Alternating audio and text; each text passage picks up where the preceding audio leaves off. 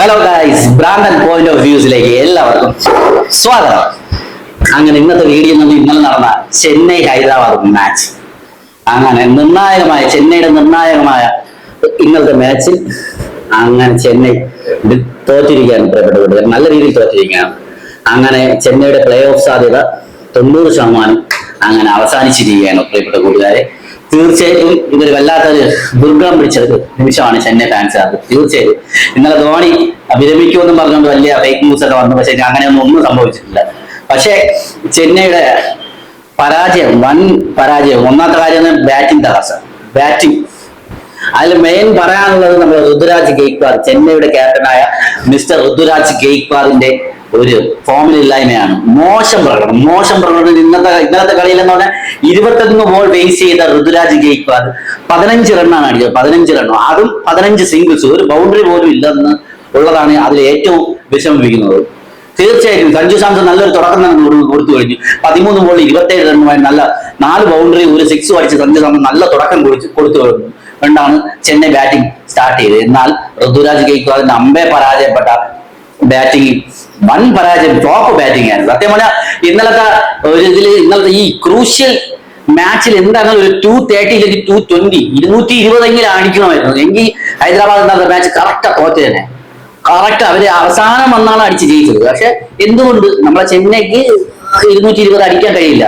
ഒന്നാമത്തെ കാര്യം, ഋതുരാജ് ഗെയ്ക്വാദിനെ ഓപ്പണിംഗ് നിന്ന് മാറ്റണം. ഓപ്പണിംഗ് സ്ലോട്ടിൽ നിന്ന് മാറ്റിയിട്ട് സഞ്ജു സാംസന്റെ കൂടെ ഉർവിൽ പട്ടേലോ വേറെ ആര് പവർ പ്ലേയിൽ അടിക്കാൻ കഴിവുള്ളവരെ പിടിച്ച് ഓപ്പണിംഗ് സ്ഥാനത്ത് സഞ്ജു സാംസന്റെ കൂടെ. ഇതിപ്പോ സഞ്ജു സാംസന് പ്രഷറാണ്. കാര്യം എന്ന് പറഞ്ഞാൽ ഋതുരാജ് ഗെയ്ക്വാദ് ഒരക്കത്തൊന്നും സ്കോർ ചെയ്യുന്നില്ല. അപ്പൊ സഞ്ജു സാംസന് പ്രഷർ കൂടിക്കൊണ്ടിരിക്കണം. അപ്പൊ സഞ്ജു സാംസന് കളിച്ചേ പറ്റൂ, ബൗണ്ടറി നേടിയേ പറ്റൂ. അപ്പൊ അങ്ങനെ കളിക്കുമ്പോഴാണ് സഞ്ജുവിന് പ്രഷർ കൂടി സഞ്ജു ഔട്ട് ആവുന്നത്. നമുക്ക് മുൻ മാച്ചുകളിൽ തന്നെ നോക്കി കഴിഞ്ഞാൽ സഞ്ജു കളിച്ച എല്ലാ കളിയും ചെന്നൈ വിജയിക്കുന്നത്.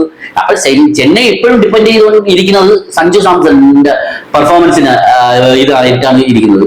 തീർച്ചയായിട്ടും ഇതൊരു ദുർഘടം പിടിച്ച നിമിഷമാണ്. നമുക്ക് എന്തായാലും സഞ്ജു ഡിപ്പെൻഡ് ചെയ്ത് മാത്രം ഒരു ചെന്നൈ ടീം നിൽക്കുന്നത് ശരിയല്ല. തീർച്ചയായിട്ടും വേറെ ആരെങ്കിലും ഫോമാണ്. ഋതുരാജ് ഗെയ്ക്വാദ് ഫോമിലോട്ട് തിരിച്ചെത്തുക തന്നെ ചെയ്യണം. അല്ലെങ്കിൽ ഭയങ്കര ടീം അമ്മയെ പരാജയം. ഇനിയിപ്പോ ഉള്ള മാച്ച് എന്ന് പറഞ്ഞാൽ 21-ാം തീയതി ഗുജറാത്തുമായിട്ടാണ് അവസാന മത്സരം ചെന്നൈയുടെ. അത് വിജയിച്ചു കഴിഞ്ഞാൽ പ്ലേ ഓഫ് സാധ്യത കുറവാണ്. കാര്യം പഞ്ചാബുമായിട്ട് ഒരു മാച്ച് ഉണ്ട്, പഞ്ചാബിന് 2 മാച്ചും കൂടി ഉണ്ട്. അതും നിർണായകമാണ്. അതുപോലെ രാജസ്ഥാൻ ഇന്ന് ലക്നൌവിന്റെ രാജസ്ഥാൻ ജയിക്കുകയാണെങ്കിലും അത് നല്ല മൊത്തത്തിൽ കുഴഞ്ഞു കിടക്കുകയാണ് മൊത്തം. അടുത്ത 4ാം സ്ഥാനം ആര് നേടും ഒന്നും അറിയാത്ത അവസ്ഥയാണ്. എന്തായിരുന്നാലും നമ്മുടെ ചെന്നൈയുടെ ഓപ്പണിംഗ് സ്ലോട്ടിൽ നിന്ന് ഋതുരാജ് ഗെയ്ക്വാദിനെ മാറ്റിയിട്ട് അവിടെ നല്ല ഓപ്പണിംഗ് സ്ലോട്ട് പവർ പ്ലേയിൽ ഇപ്പൊ ഹിറ്റ് ചെയ്ത് കളിക്കുന്ന ഉർവിൽ പട്ടേലോ വേറെ ആരെങ്കിലും ഇറക്കണമെന്നാണ് എന്റെ അഭിപ്രായം. കാര്യം ഇന്നലത്തെ ഫുൾ പരാജയത്തിന്റെ ഫുൾ ക്രെഡിറ്റും ഋതുരാജ് ഗെയ്ക്വാദിനാണ്. ക്യാപ്റ്റൻസി പോരായിരുന്നു. പിന്നെ പുള്ളിയും പെർഫോം ചെയ്ത്, ഇൻഡിവിജ്വലായിട്ട് പുള്ളി പെർഫോം ചെയ്തിട്ടില്ല. അങ്ങനെ 2-3 കുറവുകളുണ്ടായിരുന്നു. തീർച്ചയായിട്ടും ഇനിയിപ്പോൾ ഈ സീസണിൽ പ്ലേ ഓഫിൽ കിടക്കുമെന്ന് എനിക്ക് തോന്നുന്നില്ല. തീർച്ചയായിട്ടും 90% ചാൻസ് എത്തി കഴിഞ്ഞു. ഇന്നലത്തെ മാച്ച് വിൻ ചെയ്തിരുന്നെങ്കിൽ നല്ല രീതിയിൽ ചാൻസ് ഉണ്ടായിരുന്നു. പക്ഷെ ഇന്നലത്തെ രീതി ചെന്നൈ തോറ്റത് കൊണ്ട് ഹൈദരാബാദ് പ്ലേ ഓഫിലായി, ഗുജറാത്ത് ടൈറ്റൻസ് പ്ലേ ഓഫിലായി. എന്തായാലും അവർ 2 പ്ലേ ഓഫിലായി. അപ്പോൾ ചെന്നൈയുടെ സാധ്യത മങ്ങി തുടങ്ങിയാണ്. എന്തായാലും ഇന്നലെ മാച്ചിൽ അമ്പേ പരാജയമായിരുന്നു. ആകപ്പാടെ ബ്രവീസ് അങ്ങനെ ഈ സീസണിൽ ഒരു കളി 44 റൺ അടിച്ച് ബ്രവീസ് ഫോമായി. പിന്നെ കാർത്തിക് ശർമ്മ 30 റൺ അടിച്ചിട്ടുണ്ട്. കുഴപ്പമില്ല, നല്ല രീതിയിൽ. സഞ്ജു സാംസൺ 27 റൺ അടിച്ചു. ഫോമാവാത്ത ഋതുരാജ് ഗെയ്ക്വാദ്, നമ്മുടെ ഡുംബെയൊക്കെ ആകുമ്പോ പരാജയം. പിന്നെ ഉർവിൽ പട്ടേലിനെ കുറ്റം പറയാൻ പറ്റില്ല. ഉർവിൽ പട്ടേൽ ബോൾ വേസ്റ്റ് ആക്കിയില്ല, നല്ല രീതിയിൽ കളിച്ചിട്ടാണ് ഉർവിൽ പട്ടേൽ ബോൾ 2 നല്ല കുമിൻസിന് 2 നല്ല 6 അടിച്ചിട്ടാണ് ഉർവിൽ പട്ടേൽ പുറത്തായത്. എന്നാൽ പോലും ടീമിന് ആവശ്യഘട്ടത്തിൽ സ്കോർ വേണം.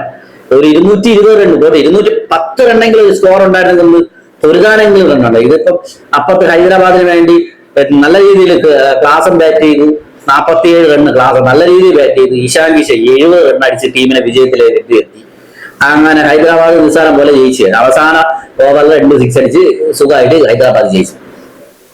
എന്തായാലും ഇതിൽ നിന്നെങ്കിൽ ചെന്നൈ പാഠം ഉൾക്കൊണ്ടുകൊണ്ട് കോച്ച് ഫ്ലെമിംഗ് എന്തായാലും പാഠം ഉൾക്കൊണ്ടുകൊണ്ട് ഓപ്പണിംഗ് സ്പോട്ടിൽ നിന്ന് ഋതുരാജിന് ഗെയ്ക്വാദിനെ മാറ്റുക. എന്നിട്ട് ഉണ്ടോന്ന് വല്ല ഋതുരാജ് ഗെയ്ക്വാദ് അമ്പേ പരാജയം. എന്തുകൊണ്ട് പുള്ളി കളിക്കുന്നില്ലെന്നാണ് ആളുകൾ.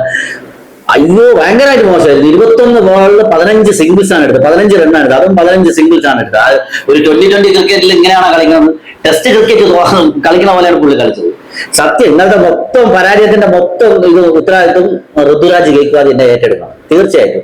ഇനി ഒരു തിരിച്ചു വരെ ഉണ്ടോ എന്ന് അറിയില്ല. അടുത്ത മാച്ച് 21-ാം തീയതി നമുക്ക് കാണാം. അടുത്ത മാച്ച് 21-ാം തീയതി നടക്കുന്ന മാച്ചിൽ എന്തെങ്കിലും നടന്നത് ആ മാച്ച് വിൻ ചെയ്താലും സംശയമാണ് പ്ലേ ഓഫിലോട്ട് വരുവാൻ പറ്റുമെന്ന്. പ്ലേ ഓഫിലോട്ട് വരാം.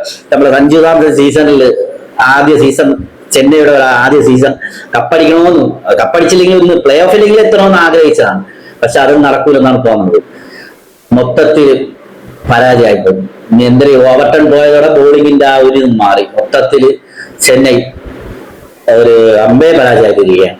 എന്തായിരുന്നാലും നോക്കാം ഇനി അടുത്ത ഗുജറാത്തായിട്ടുള്ള മാച്ചിൽ എന്താണ് സംഭവിക്കാൻ പോകുന്നത് നോക്കാം.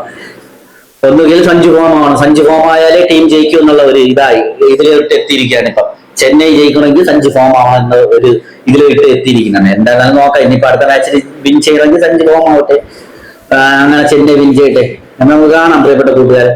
എന്തായിരുന്നാലും ഇനിയിപ്പം അടുത്ത മാച്ചിൽ എല്ലാവരും കാണാം ഗുജറാത്തും ചെന്നൈ ആയിട്ടുള്ള മത്സരം. പക്ഷേ ആ മത്സരവും ഭയങ്കര ടഫാണ്. കാര്യം എന്ന് പറഞ്ഞാൽ ഗുജറാത്തിന്റെ ബോളിംഗ് നല്ല ബോളിംഗ് ആണ്.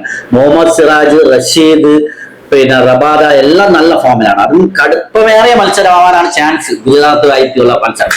അത് വിൻ ചെയ്യാൻ ഭയങ്കര കഷ്ടമായിരിക്കും. എന്തായാലും നോക്കാം എന്താണ് നടക്കാൻ പോകുന്നതെന്ന് നോക്കാം പ്രിയപ്പെട്ട കൂട്ടുകാരെ. എന്തായിരുന്നാലും ഇനിയിപ്പോ ചെന്നൈയുടെ പ്ലേ ഓഫ് സാധ്യത 90% മുടങ്ങിയിരിക്കുകയാണ്. ഇനി എന്തെങ്കിലും അത്ഭുതങ്ങൾ സംഭവിച്ചാൽ ചെന്നൈക്ക് പ്ലേ ഓഫിലേക്ക് എത്താം.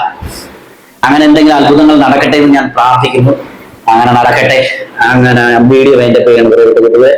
വീഡിയോ ഇഷ്ടപ്പെട്ടാൽ ലൈക്ക് ചെയ്യുക, ഷെയർ ചെയ്യുക, സബ്സ്ക്രൈബ് ചെയ്യുക. അങ്ങനെ വീണ്ടും അടുത്തൊരു നല്ലൊരു വീഡിയോ ആയിട്ട് ഭ്രാന്തൻ പോയിന്റ് ഓഫ് വ്യൂസ് വരികയാണ് പ്രിയപ്പെട്ട കൂട്ടുകാരെ. ബൈ ഫ്രം ഭ്രാന്തൻ.